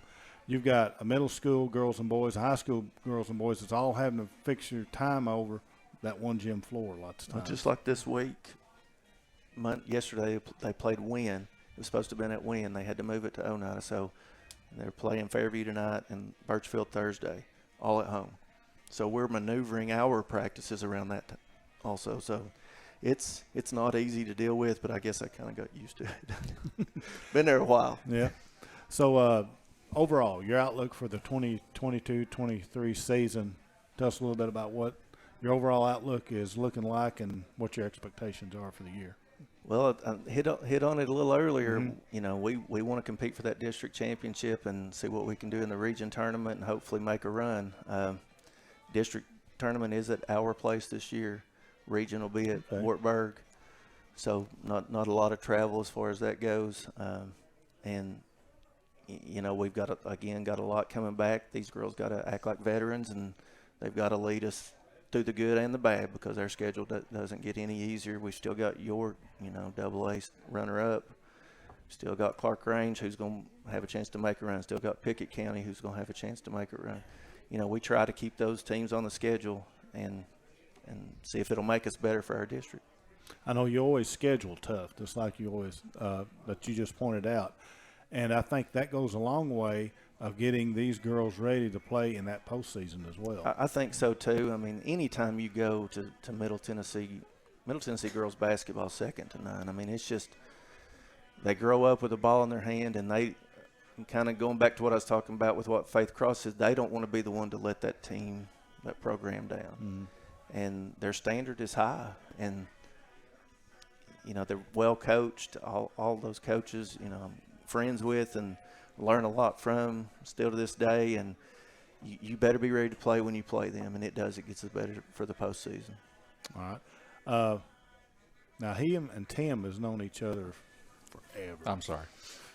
Well, I was wanting him to do for it. who, him or me? Well, I was hoping he'd have a good Tim Smith story for us tonight, but he didn't have a chance to get that together Well, and get ready. Unless you got There's one. probably a lot that he can spill right now. Well, there's a lot he could tell us, but we probably have to cut the camera off. I like Tim too much to say, you know, he's done a good job making me look good all these years. I'm going to try to keep him on that pedestal he's on. I mean, you know, at first of the year when I thought you guys wasn't going to be doing our games and stuff, it broke my heart, and talked to Tim a lot about it. And I'm so glad, because we would have lost a lot if you all weren't involved. And, you know, just something like this, it's going to propel our programs, you know, both us and Scott, to different levels, and give these kids an opportunity to branch out and to be their name to be out there that we've not had. I mean, you know, somebody just had to catch a glimpse of a kid to know who they were. Now there's stuff out there for them to see, and it's a big deal for us. And you know, Tim calling games, you know, I've called him the voice for years. And, you know, he even sat in a few times, called us. I don't know if y'all knew or not, the very first rivalry Thursday football game that they had was Oneida and Gatlinburg-Pittman, and you got to sit in on that with Tim and help call that game. I did several games with Tim, and, you know, back when I was a middle school coach, when I first started teaching, Tim helped me. Tim was my assistant, and we were quite the duo, I'll say that. We learned a lot together. I didn't know where you were going with that story, but my takeaway from that is Mark Packer didn't ask you to join him that night on Rivalry Thursday. So. No. Well, Tim, Mark Packer, you know, it works out. Give me Tim Smith. Absolutely. Tim's better. Absolutely. Coach West, let me ask you this. We talked about in the opening, I jokingly asked, is it going to be a problem for you to trim your rotation down with the roster that you got? I don't think I've heard you say how many girls will be in your rotation this year. Do you even know yet? Well, all my seniors and juniors, there's 7 kids, and then it's kind of, you know, up in the air. You know, Ellie was in the rotation this summer. Lydia got to play some. Mahala Martin, who's injured right now, got to play some. So there's at 10. Then the last day I threw Lacey Lou Allen in a little bit. It may be dictated by who we're playing, matchups. Of course, injuries can and will happen. And that changes your team. That's why, you know, I felt like we were so strong last year. At the end of the year, we went through a lot throughout the season of kids being injured. And, you know, it helped us grow and helped us, you know, be ready to go. But there's opportunity if I think kids are ready. I don't care what grade they're in. I'll throw them in the mix. You talked about your daughter, one of the freshmen, and you talked about Lacey Llewellyn as well. You got a big freshman class. Kevin mentioned that. I know a lot of those girls will have to bide their time because you got so many older players that are seasoned veterans, and they're going to contribute a lot. Last year, Oneida really, under Coach Smithers, really had a lot of success. Got to the state championship game at the middle school level. Does that breeding that expectation of winning at the middle school level, how does that help your kids that are coming up? Even if they're not, most of them going to contribute right away as freshmen, how does that help your program? They're coming in and expecting to They've win. been in some big games. You know, some of those tournament games down at Harriman were awesome. And, you know, the girls they were playing were going to be McMinn Central kids, which is a storied program in the state. And then to get to that state championship game, they've been in some big games already. And what we hope to get out of practice is, can that second five, can that second 6, 7, 8, those kids come in and practice and compete? Because, you know, when we went on a run with Kendall and Chloe and Harley and Jaden and Chelsea and all that bunch of seniors, we had Stiltner, Gracie, Carol Bell, Emily Wisner, JC, all those girls as juniors. There were days the second team beat the first team. There were days they made them look silly. So if we can have that in practice, that's when you know you've got a program and you've got success headed your way. And that's what I'm trying to get across to this bunch right now, because we're not there yet. And, of course, it's just, you know, today was day 7. But I want to see that intensity every day in practice, and I want to see you trying to make that other girl look bad. You know, make me want to play you more. And speaking of your freshmen, I wish when Rusty was here I thought that I could have dug him on this a little bit. Coach Chris Harris from Scott High was here first, and he had quite a few of his players were here to back him up and support him. And then Coach May was here, and I saw one of his players here as well. Rusty didn't have any players here. Now, you got a couple of players that are here. Well, tonight. they're was here that by because choice? They're here because you bought. One of them wants the meal that I'm buying. The others are Buddy, best friend. You know, some of them said, we forgot you were on there. We were going to come. I said, you're fine, guys. You're fine. And but Ellie West and Lexi Markin, by the way, is who we're talking about. Yeah. So last question, we'll let you go. Well, you talked about your schedule. As long as I've been around, you have scheduled one of the toughest schedules in the state, in my opinion. Always AA teams, even AAA teams on there, especially early in the year. A lot of times your record isn't impressive starting because you're playing all of those tough teams. But then at the end of the season, it pays off because your team is seasoned. They've been through the battle. They know what to expect. Does Coach Jacob King ever look at the schedule and say, man, what did you get me into? Or does he sign off on that? He did it first. And so did some of the other coaches previously. But I don't think you get, you know, iron sharpens iron. You better be tested before you get to those big games. You better be. And, you know, I think about some of the teams we've played in tournaments before. You know, Tellico in, was it 18 or 19? When they had lost one game when we played them in the region semis, and everybody's picking them to play midway in that championship game. I mean, guys, we had been in those games. They hadn't. They had been beating teams by 30 and 40. You better be playing some good teams or you're not going to be tested. You know, and we take some butt kicking sometimes. You know, some of those games at Clark Range, I've crawled out, had my hood over my head, didn't want anybody to talk to me. It's, you know, it's not fun, but sometimes it wakes you up. All right, Coach Marv West, should be quite a battle this year between you guys and Coalfield, and then I'm sure some other teams will There's jump in going to that be mix some as well. others step up. I just haven't seen many of them, and you know, some of them are replacing coaches and things like that, so I don't really know what they're going to be like. But I just know I did see Coalfield, and I know what Ronnie's going to have.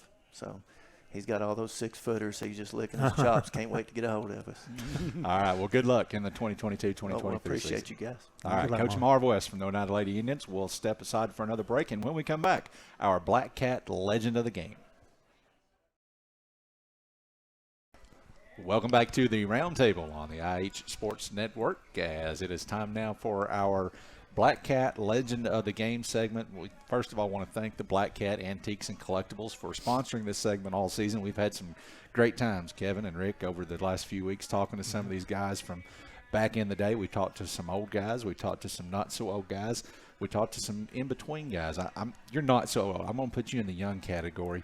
And but take that. Former Oneida player Doug Pike joining us tonight as our Black Cat legend of the game, and back home now, back to a permanent resident of Oneida again, back where it all started. Right. So That's welcome right. back to Oneida, first of all, and thank you for joining us tonight. Hey, no problem. I appreciate it. When Tim talked to me about this, I was, a little hesitant to say the least. But no, I think what you all do and what you all have been doing with this whole segment is so great for the community.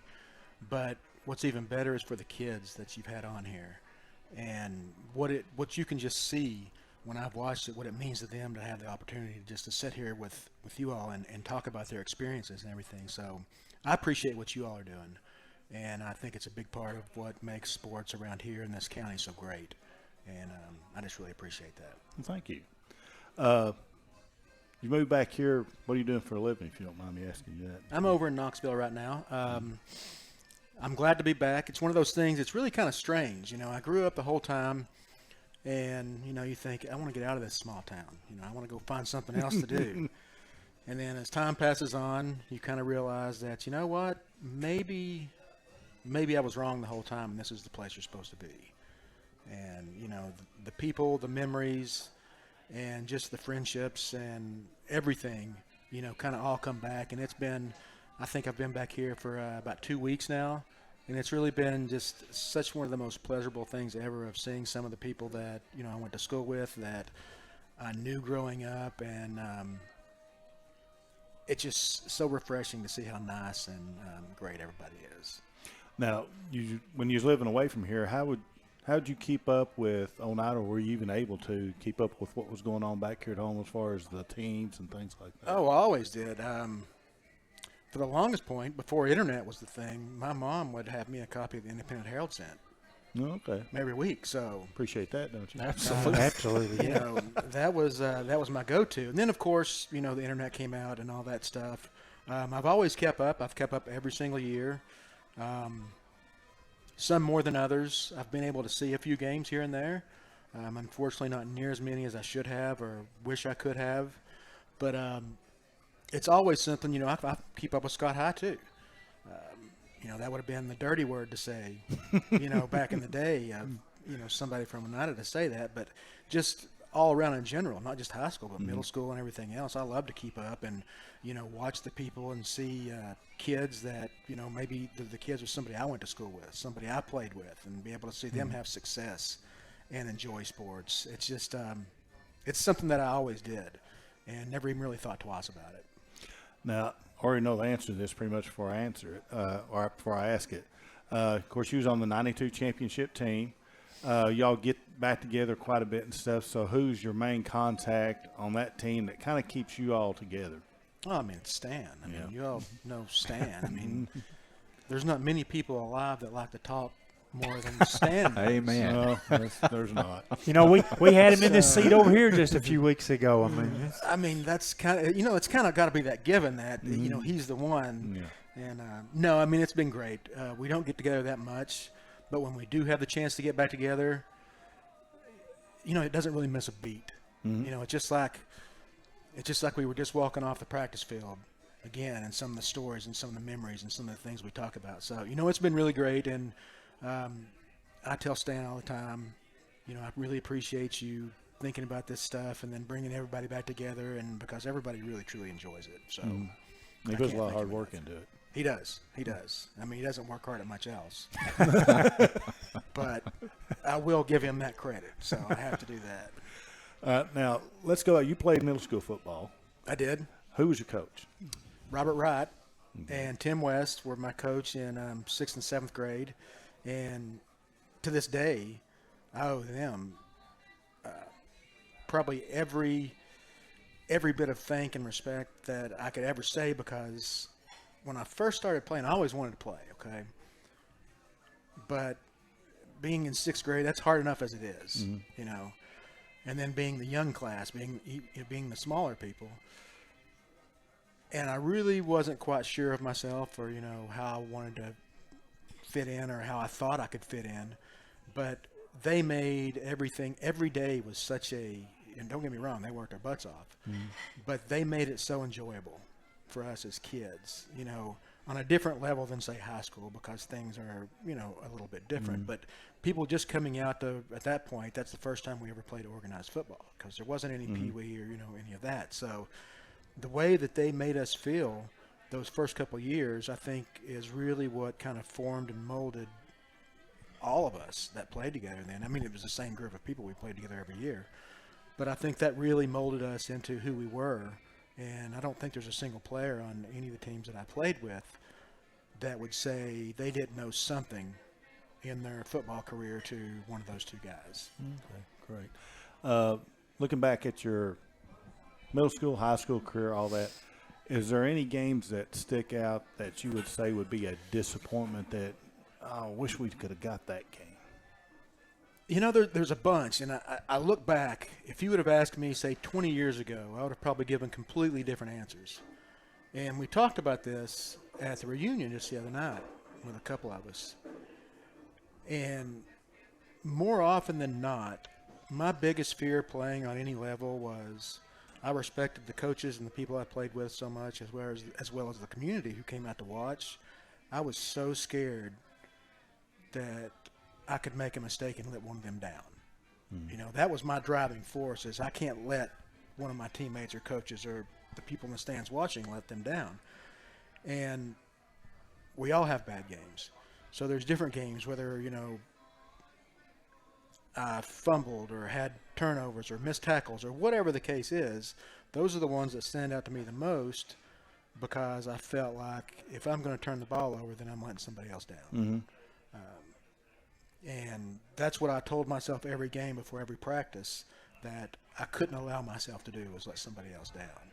So more than even wins and losses, those are the things that stand out to me the most, is that, you know, and I would, you know, I know it's going to come up later, so I'll wait for that one. Okay. But, you know, the turnover thing, some of those were the biggest disappointments of my sporting career. More than a lot. We could have been up by 4 touchdowns, 5 touchdowns. But if I turned the ball over, then that was so disappointing to me, because, you know, the line who made the hole, the defense that got us the ball back, and I let them down because I didn't do my job. And that's just the kind of the way that I looked at every play, every practice, you know, every scrimmage. And those are the things that stand out to me. I mean, it might sound crazy. No, it don't sound crazy at all. It goes to a little show unusual, but that's just kind of the way I've always thought about it, and I did back then as well. Goes to show the character of the team that you all had in '92, I think. I agree with that. I completely agree with that. I would say that, were we the most talented team Oneida has ever had? Absolutely not. No. Did we have the best athletes in the state on that team? No. Not even close. We knew that. That was part of it. We knew we weren't. But the desire we had to succeed with each other, and again, the just fear of failing for each other and the coaches and the community, it was just such an unusual experience, more than just about any other team, whether it was baseball, basketball, whatever, that I ever played with. And it's something that really taught me a lot about life, to be honest. You know, if you can't have trust in who you're there with, then more than likely you're going to have more failures than you do victories. And I just always thought that about that year, and that we truly trusted each other and believed in each other. And were we best friends outside of school? Some of us were. Some of us didn't talk at all. But as soon as you put pads on, whether it was going down to practice, whether it was going to warm-ups for the game, you know, then it became family. Then it was different. You know, we're gonna fight somebody over, you know, my teammate, my brother, my family member. And that's just kind of the way it was. Nobody, I don't think, can ever change my mind, or anybody can make me think different. That's just kind of the way I've always thought of it. That's great. You had a couple of assistant coaches that last a little bit that we've become very familiar with, Jimmy May, Keith Henry. Tell us a little bit about them, their coaching style. Two complete opposites in many different ways. Keith was rock. Coach Henry was way in your face. Reminded me of Coach Birchfield. Coach Broster is one of my favorite coaches of all time too. And some people respond well to that, some people don't. I did. You know, I can't speak for everybody else. Jimmy was very analytic. And I actually had, my senior year, I had study hall with in Jimmy's class. And I don't want to say this to get him in trouble, but I spent most of that time watching football films. Mm-hmm. You know, of him telling me, hey, when you go watch this film, look for this, look for that. I saw some of this. You know, see if you can figure this out and see if you can realize what I'm talking about. So basically every game during study hall, I was watching football films and then get ready to go to practice. And so it was two completely different styles, both great on different levels. And again, I mean, no matter what coach it was that year, I thought they were all just fantastic and loved them all to death. And they all complemented each other so well. It was, again, just kind of like the team was. It was a really different thing because they each had strengths, they each had weaknesses, but when you put them all together in the same room, then everything turned out just the way it was supposed to be. All right, let's zero in a little bit more here, specifically on the championship game over at Vanderbilt. You alluded to this earlier. Very first possession no night I had, there was a fumble. Yeah. Stan says it was his fault. What's your take on that? No, it was my fault. 1,000% my fault. And I'll tell you why. We're talking about a fumble, by the way.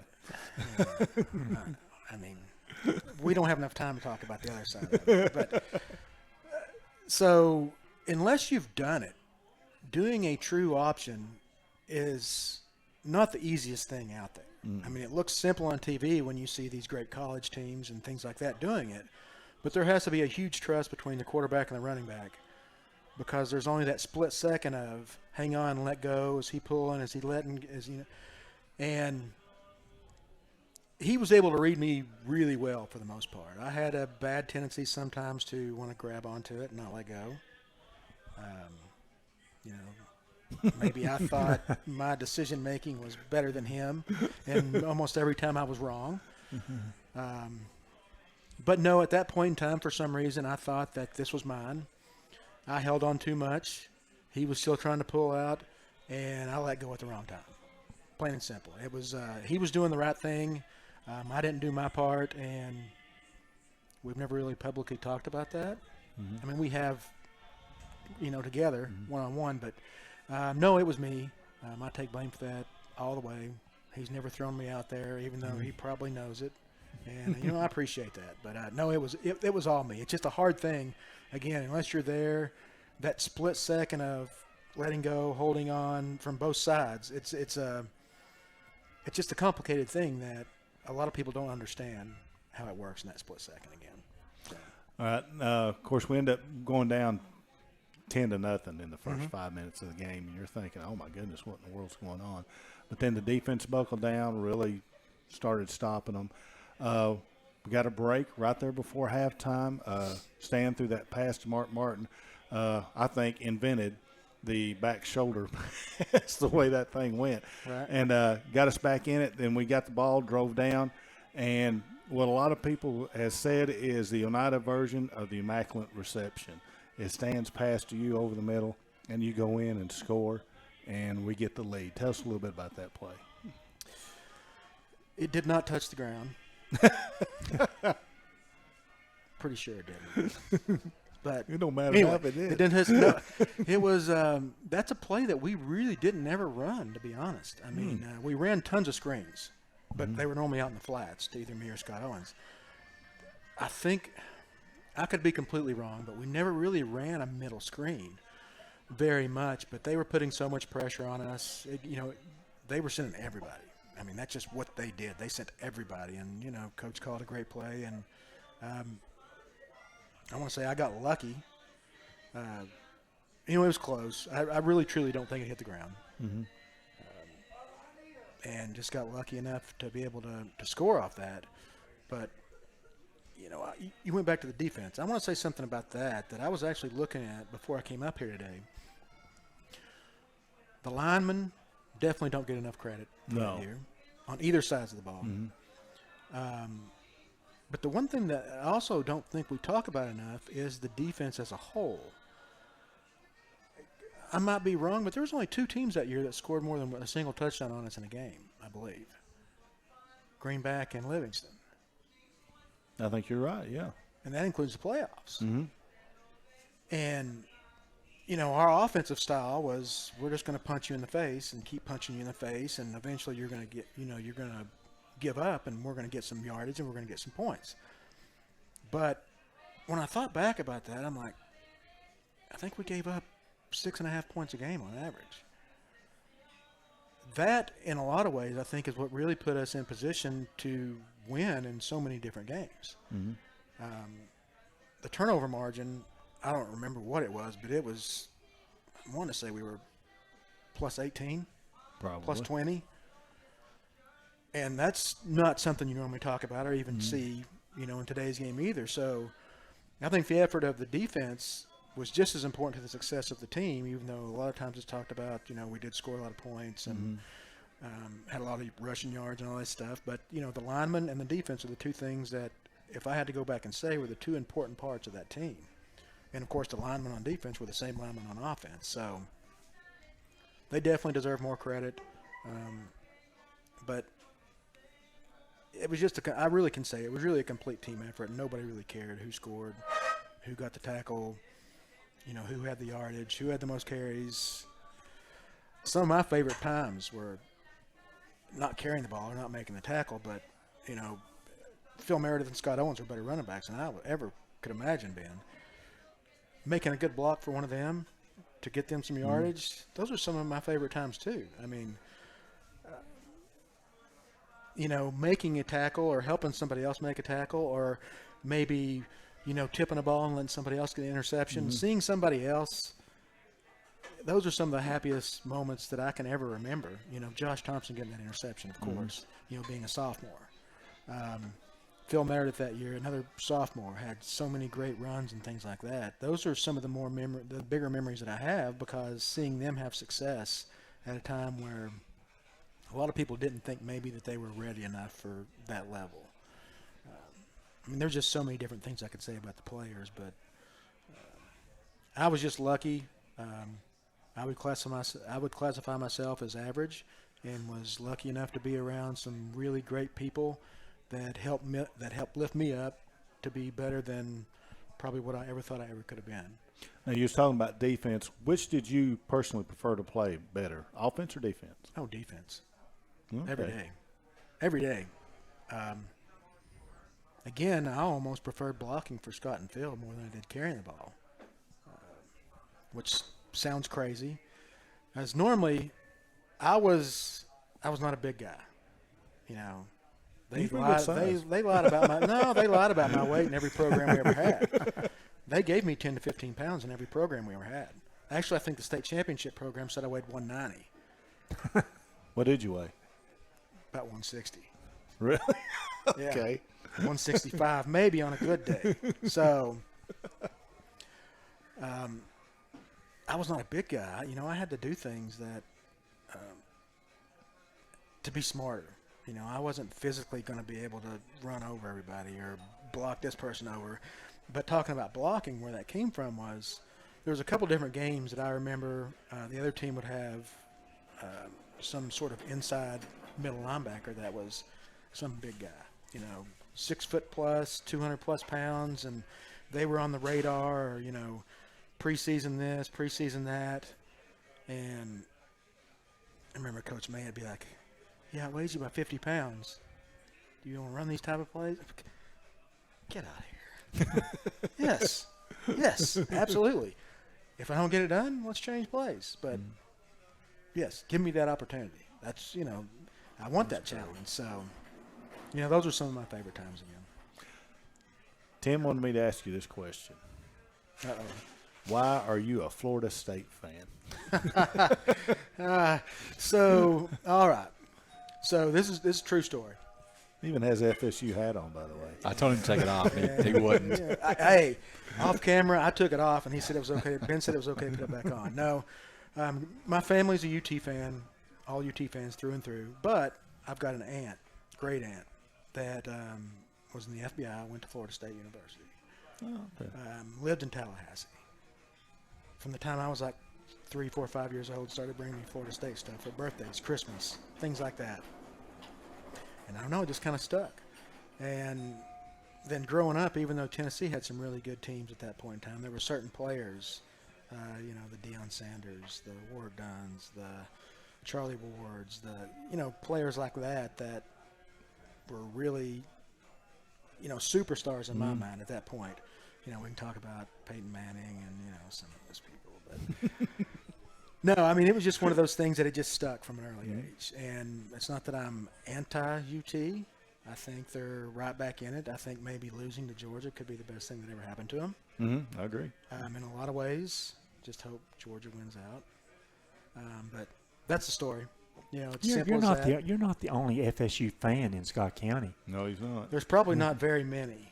But they're as passionate about it as you are. And again, I was telling Ben before is that now I understand what UT fans felt like for the past 5-10 years, because we have definitely not been anything to write home about, and have sometimes been flat out embarrassing. So, not yet. You don't even come close to understanding. How many years has it been since Florida State won a national championship? Well, yeah. I'm trying to be nice here. I'm trying to, it's a pro Vols show. So, but no, I mean that's it. And I pull for the Vols if they're playing anybody. And I mean, you all did beat us in the national championship in '98, even though we had a third-string quarterback. But we won't talk about that. So, now that you're back in the area, this is the last question I've got for you. Any interest in helping out with some of the teams up here, or anything like assistants or anything like that? It's a good question. Been asked that a lot. Yes and no. Yes, because of how passionate I am about the school and the sports and everything else. At the same time, no, in many ways, because I don't want to let those kids down either. I don't have any coaching experience. Just because I'm passionate and fired up and all that stuff, I don't have that coaching experience. I'd hate to let a kid down by telling them the wrong thing or showing them the wrong technique or doing anything like that. But the yes probably way outweighs the no. I would love to help out in some form, some fashion, on some level in any sport, middle school, high school, boys, girls, anything like that. I would love to be part of building the future of what these kids have to look forward to in some way. Well, I mean, personally, from what you said here tonight and stuff, as far as your insights and your team ethics and things like that, I think you'd be a great asset. Well, I appreciate that. I do think in today's world, the team aspect is often overlooked, not only in high school or middle school, but, I mean, let's face it, college and pro both. The team aspect is never, well, I don't want to say never. I want to choose my words carefully here. It's not always at the top of the list. Sometimes it's 3, 4, 5, 6, and there's other things that are at the top of the list. And I still to this day believe, I don't care. I mean, we could be talking about work. We could be talking about your career. If you can't be a team player, you're not playing at all. I agree. You're trying to harm something, or you're going to harm something way more than you're ever going to help. Absolutely. And I just wish, everybody always talks about their time, their days, their things like that, but I just wish the team part was always the focus, and then let everything else follow afterwards. Well, and if it is, you're exactly right. It will follow. Right. I agree. I agree completely. All right. Doug Pike, our Black Cat legend of the game, former Oneida player, newly permanent Oneida resident again. And so thank you for joining us tonight. I really appreciate it, guys. One more, and this, by the way, our final Black Cat legend of the game for football season. And we'll be switching to basketball in a few years, so we'll be talking to some of the old timers from few weeks. We'll be talking to some of the old timers from basketball season as we go through the next few months. Let me remind everybody, though, we talked about this a couple of weeks ago. Everybody thinks the Black Cat is a Halloween store, and they have a lot of Halloween stuff in there.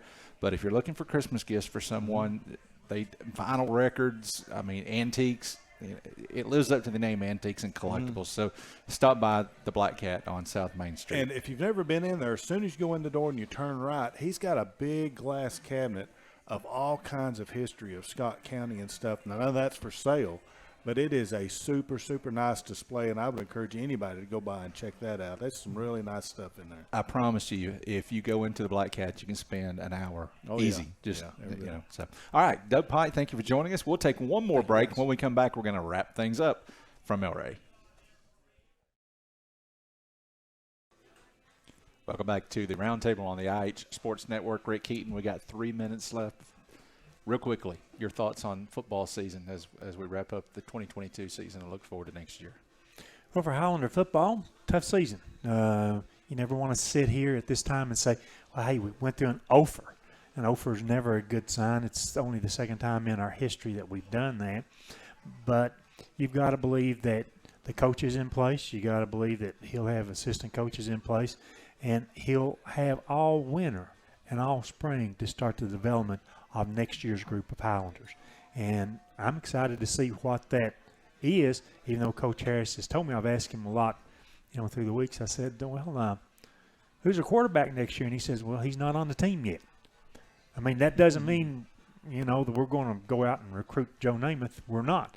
That'll be the job. Coach Harris is an offensive-minded guy, and he will have to develop the quarterback along with Billy Hall and some other coaches that'll be in next summer. So, I mean, it's what we look forward to, and we put the past behind us very, very, very quickly. Now, football season is over for us, but it's not over for everybody. There are 16 teams in each classification that are still playing, and I'm going to guess, if I were guessing, I would say that UNHL are going to make a trip over to Clinton on Friday night to watch Anderson County and Elizabethton. We have not discussed it yet, and it will be based on the weather prediction. Well, it is rain is in the forecast. It's going to be rainy in the forecast, and who might be on the TV that night, you know what I mean? Plus, still a long time to go before we get to Friday night. Yeah, and that is going to be a big one, though. Anderson County and Elizabethton. Yeah.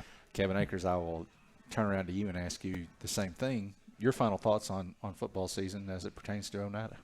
Well, of course, last year nobody thought we'd end up winning 9 games. And I think in doing that, kind of put a bigger expectation on this year. And honestly, those expectations fell a little bit short. But a lot of teams that we had on our schedule, like Coalfield and Hampton stuff, brought back a lot of talent and everything. So, we face some very tough teams this year. Next year is going to be real interesting to see how that shakes out and how that does. As Coach Jimmy May was talking about scheduling that, and it's going to be for Scott High as well. But once again, this year there was a couple of games that we lost that could have went either way.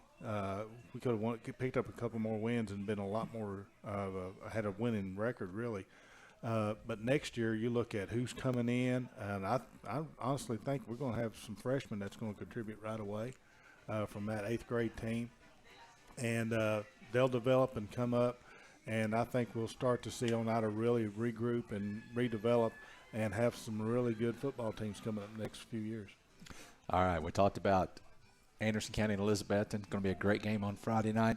For folks that are Oneida fans that are looking they don't want to give up football just yet, there's going to be a great one in Jamestown on Friday night that you don't have to drive far to see, and that's going to be York and South Green fighting for the right to probably face Hampton the following week. Yeah, I'll be honest with you. I figured Rockwood would got South Green. So I look for York to win that one easy. I'll tell you a game I'd like to go watch, but it'd be too far to go, is that Monterey-Hampton game. I think that is going to be a battle, and would not be surprised if Monterey don't pull the upset right there. 2 teams that are mirror images of one another Yes, with the they way are. that they play. Very much. All right, guys, we mentioned at the outset this is our final roundtable of football season. So with that, I need to thank some folks, and it starts with Greg Bond, who's been the production guy here on site every single week. You don't see him on this side of the camera, but he's been back there making the magic happen every week. We appreciate his time and his effort. Rick Keaton has been here every week. Rick, thank you for being here. Indeed. Kevin, Tim Smith has been here most of the time, but when he's gotten called away by work, as Tim tends to do from time to time, you filled in, and we appreciate that. And, of course, Tim as well for his time for being here most weeks. All the players and the coaches and the cheerleaders who joined us throughout the season, thank you for being here. I hope that you guys enjoyed it as much as we did. And also to Lorenzo Garcia and El Rey for hosting us throughout the football season and allowing us the use of their space here every single week. And, of course, to you as well for joining us throughout the season. And so with that, our next broadcast will be Basketball, November the 21st. Am I right? November Yes. the 21st, At Clark Oneida Range. at Clark Range. And then following that, as we get back into the swing of things in basketball season, we'll be back with the roundtable, and we'll be talking to basketball players and basketball coaches as we go through the few months ahead as well. So with that, thank you for joining us, and have a great night.